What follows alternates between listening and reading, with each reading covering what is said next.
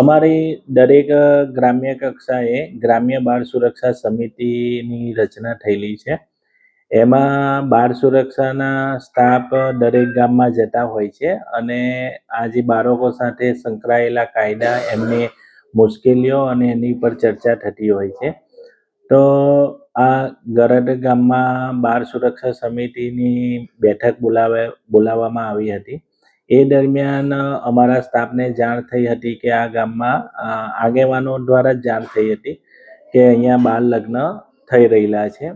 તો અમારી સમાજ સુરક્ષા અને બાળ સુરક્ષાની ટીમ અને સાથે અમે પોલીસ સ્ટેશનના હેડ કોન્સ્ટેબલ સાથે સંકલન કરી અને સંયુક્ત ટીમની રચના કરી અને અમારી ટીમ શુક્રવારના રોજ સદર ગામે મુલાકાત માટે ગયા હતા અને ત્યાં એમના વાલીને સમજ આપી અને ત્યાં સ્કૂલનો સંપર્ક કરી ત્યારે અમને ખબર પડી કે અહીંયા 16 વર્ષ અને 10 માસની બાળકી છે.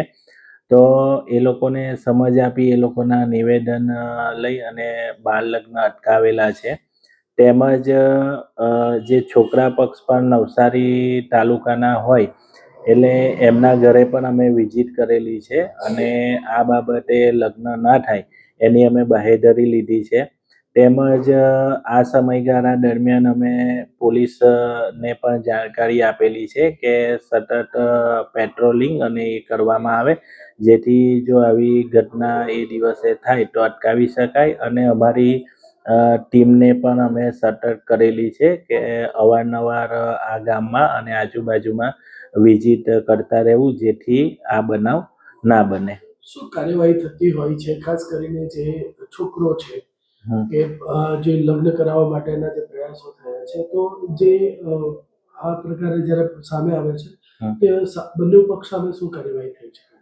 ખાસ કરીને બાળ લગ્ન એક્ટ પ્રમાણે જો બંને કોઈ પણ પક્ષ હોય અને એક પક્ષે બાળક હોય તો એમાં જોતરાયેલા તમામ પક્ષકારો હોય, આપણે એના માતા પિતા હોઈ શકે, આગેવાન હોઈ શકે, કાં તો જાનના તમામ વ્યક્તિઓ હોઈ શકે. તો આ જે બાળ લગ્નમાં જે પણ સહભાગી થાય છે એને કાયદા પ્રમાણે 2 લાખનો દંડ અને